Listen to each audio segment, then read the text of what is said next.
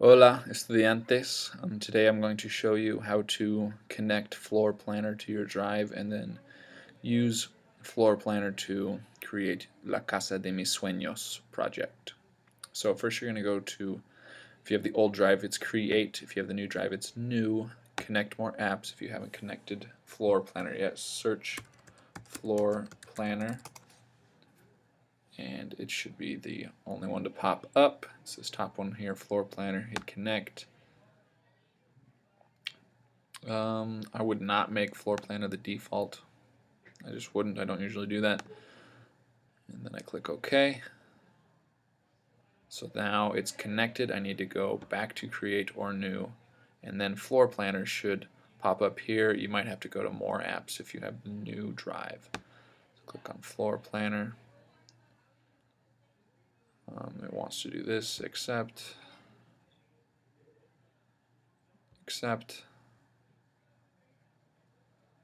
and accept.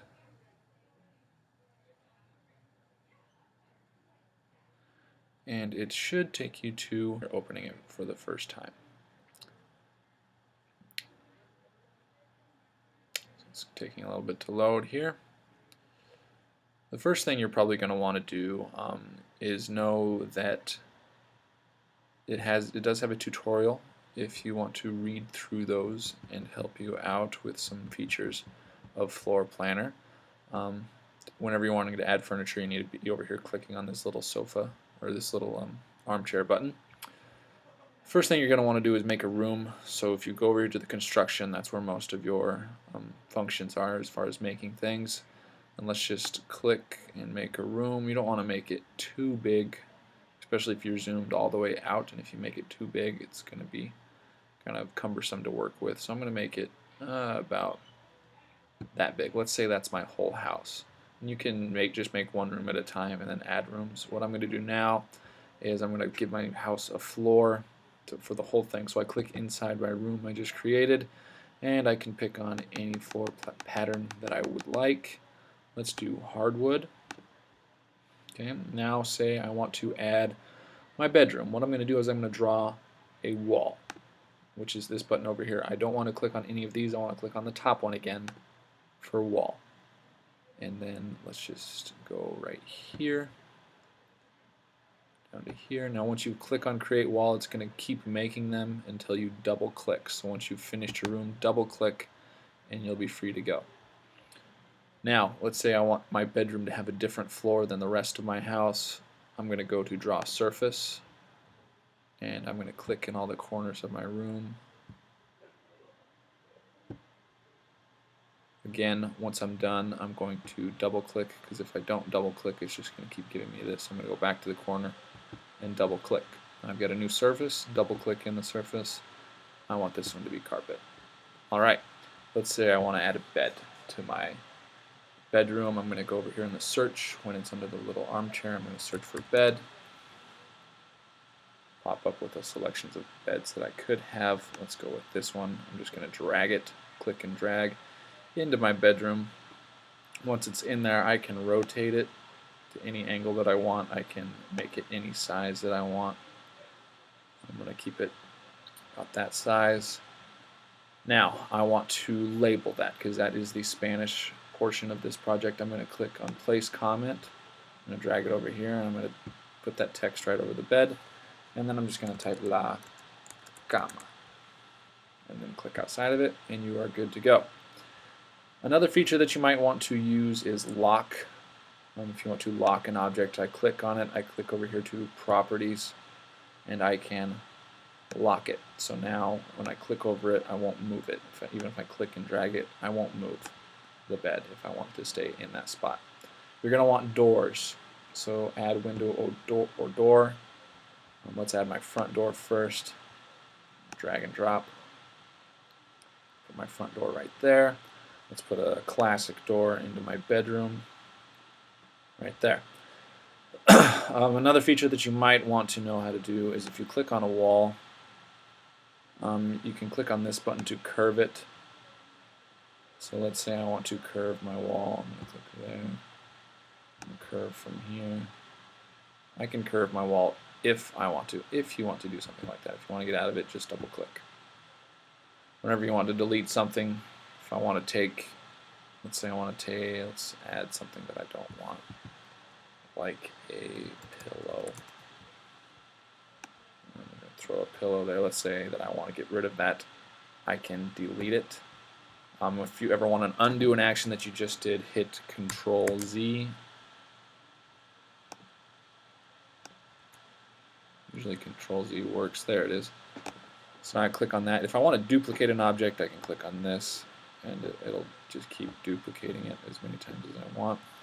Let's undo those. I don't want those pillows. All right. Now, once you are done, you want to make sure before you close this program ever that you click on Save Changes. Save as, let's save it as, I'm going to save this one as sample. You might want to save yours as La Casa de Mis Sueños, or whatever you would like. Click on Save. And it's going to be up here when you click on ground floor, there's sample. That's the one I just saved. If you ever want to start over, just click on New Design. Let's go back to sample. All right. If you want to, you can close out of it and come back to your work as long as it's saved, as long as it's sample loaded. It doesn't say save progress or anything like that. I can close out of it. If I go back to my drive, I go to create, go back to my floor planner app, and it'll take me to a screen like this. Your project is right here on new floor plan. You can only create one floor plan unless you upgrade your account. So it's right here. If you have created multiple designs, you might have to look at here if it's not showing you the one that you want. All right? Every time you make a new design, you have to save it. It won't save all of your designs. You have to save one design at a time. So I would just click Save as much as possible. Okay. If you want to, you can view it in 3D by clicking on this 3D button. It'll kind of show you in 3D mode what your house looks like so far. Whenever you're editing, you have to go back to 2D. Now, let's say that we are done and we want to submit it. First thing I would do is share it with yourself. I would share by email. I'm going to email reverett@carneycats.com. Little message. Here is my project. And then put your name in this message when you send it to me or if you send it to yourself.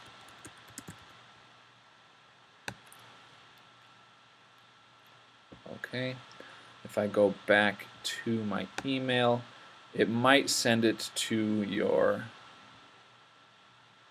spam is actually where I think it usually sends it. It's, for some reason, it'll send it to your spam. Let's refresh.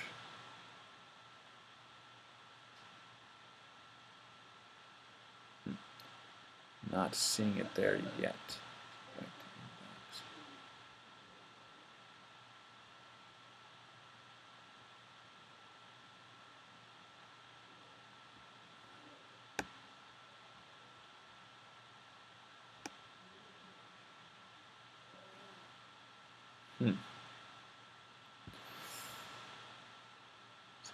Share. Another option, you can export as an image.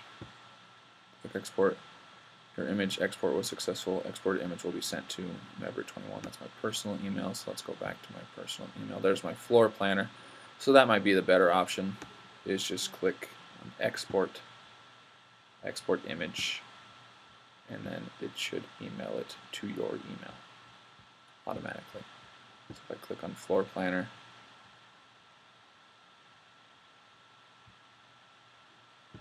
looks like it's taking some time to get there. Or maybe it's in my spam. Not there yet. Well, keep trying to send it to yourself, send it to me. If you can't do that, the last resort would be to take a screenshot of it, which you can do on your Chromebooks. I think it's an extension. So I'm just going to snip it. Now that'll send it directly to my desktop.